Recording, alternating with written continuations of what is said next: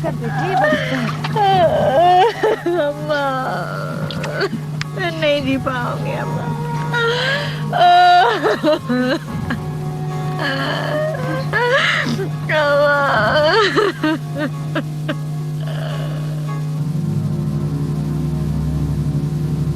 वैसे जन्नत को हवेली से निकाल कर अता आजम ने उन पे बड़ी ज्यादती की है। हाँ, वो तो एक बार फिर उन लोगों के हत्थे चढ़ जाएगी जिनसे बचने के लिए उसने बाबा साईं का सहारा लिया था। बहुत अफसोस की बात है। अनवर एटलीस्ट तुमको स्टैंड तो लेना चाहिए था। यार मैंने लिया था, मगर तुम्हें पता है हमारे अदा साईं के आगे हमारी कहाँ चलती है। दरअसल अम्मा ही नहीं चाहती थी कि जन्नत हवेली में रहे, वो तो उसकी सूरत ही नहीं देखना चाहती थी। अनवर आंटी क्या वाकई इतनी नैरो माइंडेड है? यार तुम्हें तो पता है औरतें शौकनों के मामले में कितनी संगदिल हुआ करती हैं।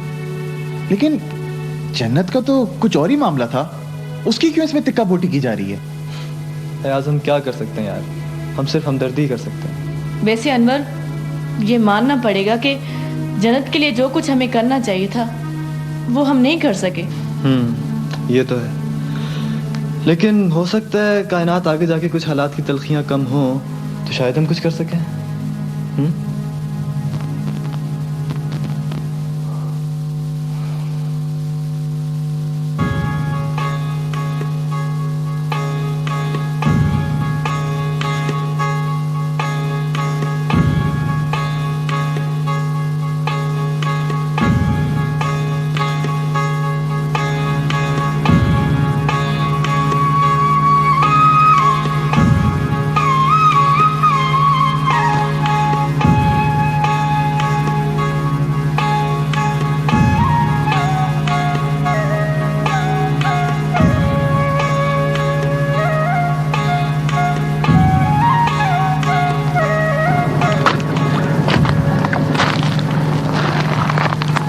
जन्नत क्या बात है, तुम यहाँ क्यों बैठी हुई हो?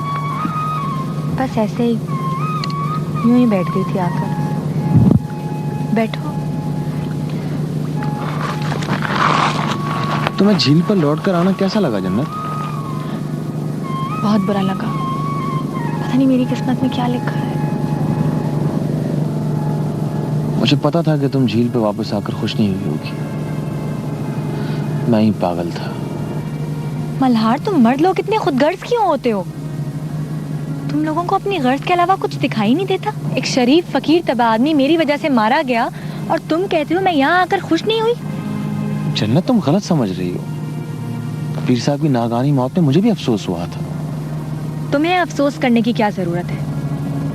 तुम्हें तो खुश होना चाहिए था ना, क्योंकि मुझे बेवा होकर यहाँ झील पर वापस जो आना था। जन्नत ये सच है कि मैंने तुमसे मोहब्बत की थी, लेकिन बाखुदा मैंने ऐसी ख्वाहिश कभी नहीं की। मल्हार, ये तुम्हारी कैसी मोहब्बत है कि जब मुझे मेरे बाप ने बेच डाला तो तुमने उफ तक नहीं की, और वो लुच्चा बदमाश बहराम खान मुझे घर से उठाने आ गया और तुम दूर खड़े तमाशा देखते रहे।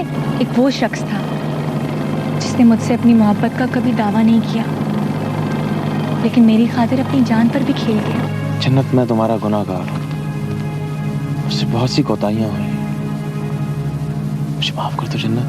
मैं कौन होती हूँ तुम्हें माफ करने वाली? और वैसे भी मैं तुम्हारी लगती क्या हूँ जो मैं तुम्हें माफ करूँ? जन्नत, अब ये तो ना कहो कि तुम मेरी क्या लगती हो। इस पूरी दुनिया में अगर मेरा कोई है तो वो तुम ही तो हो। वाह, और अपनी समझने के बावजूद भी तुम मेरी हिफाजत ना कर सके। जन्नत, मैं चाचा गुलाब के सामने इसलिए नहीं बोल सका कि मेरे माँ बाप के मरने के बाद मुझे उसी ने पाला पोसा। ठीक है, फिर अपनायत क्यों जता रहे हो? मल्हार, मेरी नजरों में तुम्हारी क्या हैसियत होनी चाहिए, क्या इज्जत होनी चाहिए? मुझसे ऐसी बातें मत किया करो, मुझे अच्छा नहीं लगता।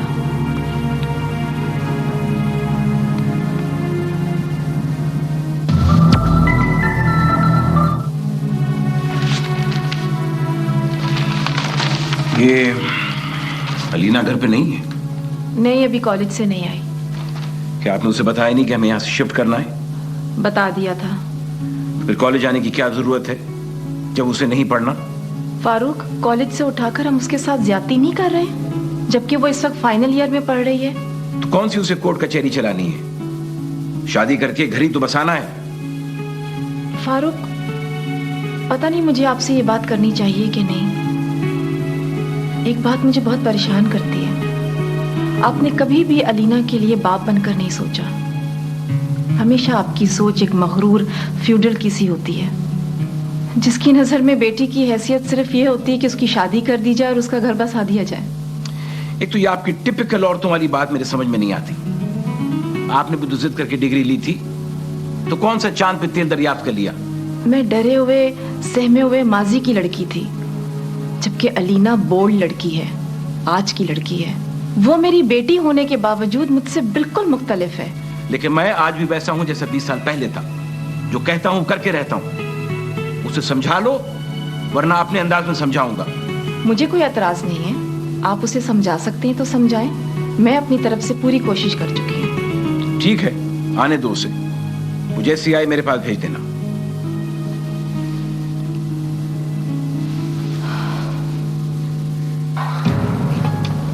इंस्पेक्टर साहब, मैंने आपको यहाँ इसलिए बुलाया है कि इतने दिन गुजर गए लेकिन बाबा साईं के कातिल अभी तक गिरफ्तार नहीं हुए। क्यों?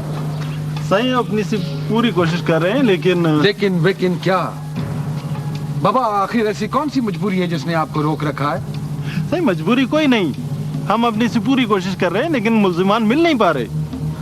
कैसे मिलेंगे? आप लोग उन्हें ढूंढना चाहते ही नहीं है। 10-12 बार कह चुका हूँ, जब तक आप जाफर खान पर हाथ नहीं डालेंगे कातिल कभी गिरफ्तार नहीं होंगे। साईं, जाफर खान का शुमार इलाके के मुअज़्ज़िज़ीन में होता है। बगैर किसी सबूत के हम उस पर हाथ कैसे डालें? अलबत्ता अगर FIR में उसका नाम दर्ज होता तो बहुत कुछ किया जा सकता। बाबा, आपने खुद ही तो कहा था कि FIR में उसका नाम देने से केस कमजोर पड़ सकता है। जिस वक्त पीर साईं पर कातलाना हमला हुआ, जाफर खान एक शादी में शिरकत के लिए शहर से बाहर गया हुआ था। उसके बहुत सारे गवाह भी मौजूद हैं। कम से कम कातिलों की मदद के शुबे में तो उसको गिरफ्तार किया जा सकता है ना? हाँ, लेकिन उसके लिए हमें बहुत सारे सबूत दरकार होंगे जो कि हमारे पास नहीं है। जब एक गरीब आदमी को पकड़कर आप 2-2 माह के लिए अंदर बंद कर देते हैं बगैर किसी सबूत, बगैर किसी जुर्म के, वो ठीक है। लेकिन जाफर खान के लिए आपको सबूत चाहिए। सही, वो और बात है। यानी कि बाबा, एक गरीब आदमी के लिए कानून और है और अमीर आदमी के लिए और। नहीं सही, कानून तो सबके लिए एक ही है। तो बाबा, फिर ये फर्क क्यों है? सही, ये फर्क तो रहेगा। कहीं कानून बेबस है और कहीं आदमी। हमने आपके कहने पर भी तो बहुत से बेगुनाहों को अंदर किया है और बहुत से मुल्जिमों को बाहर।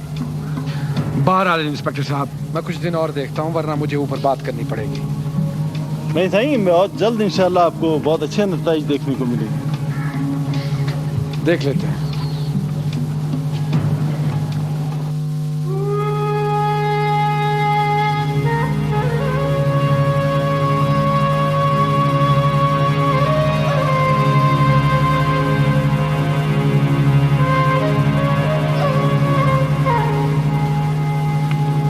बेटी जन्नत।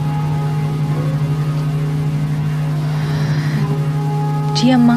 कुछ बोलती नहीं हो, पता नहीं किन ख्यालों में गुम हो। जब से आई तुम चुप चुप सी हो।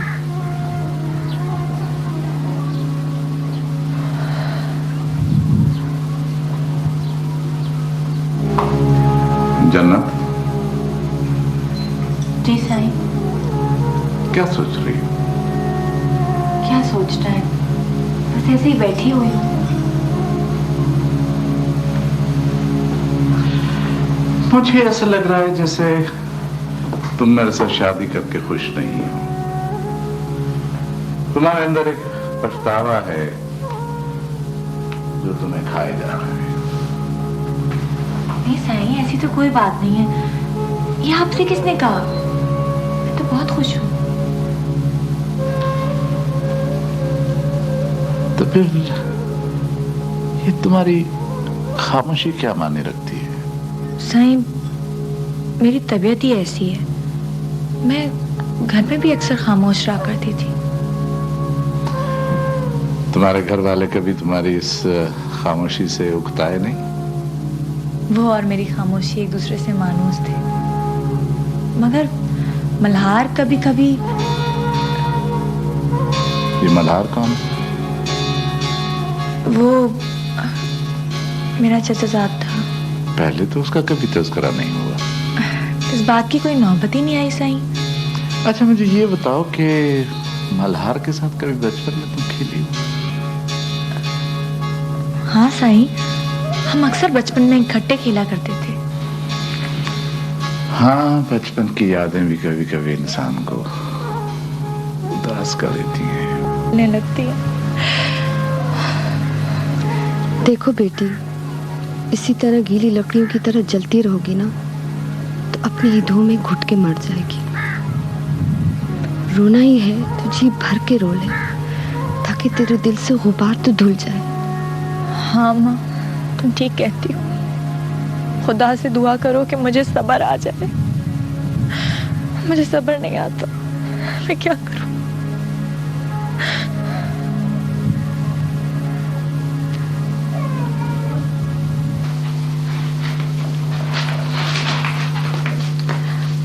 डैडी, आपने मुझे बुलाया? हाँ हाँ, आओ बैठो।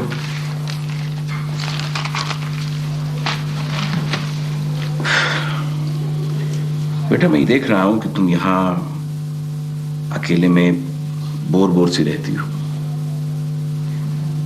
वहां चलेंगे तो वहां तुम्हारे बहुत से रिश्तेदार हैं, तुम्हारी कजिन्स हैं, तुम्हारा दिल लग जाएगा। मगर डैडी, मैंने तो मम्मी को बता दिया था कि मैं नहीं जाऊंगी। क्यों बेटा? वहां तो तुम्हारी मम्मी भी साथ में जाके रहेंगी। डैडी, मैं अभी अपनी तालीम मुकम्मल कर रही हूँ और उसके बाद ही मैं फैसला करूंगी कि मुझे कहाँ रहना चाहिए। बेटी, जितना पढ़ लिया है वो बहुत है। मगर डैडी, 2-3 माह में मेरे एग्जाम्स होने वाले हैं। मैं फाइनल ईयर में हूँ। ठीक है, तुम एग्जाम्स के लिए वापस आ जाना, मैं हैदर अली से कह दूंगा। हैदर अली? हाँ, मैंने कुछ फैसले किए हैं। बाकी तफसीलात तुम अपनी माँ से पूछती रहना। मुझे ज्यादा बातें करने की आदत नहीं। अगले हफ्ते में यहाँ से चले जाएंगे। तुम अपनी तैयारी मुकम्मल करो।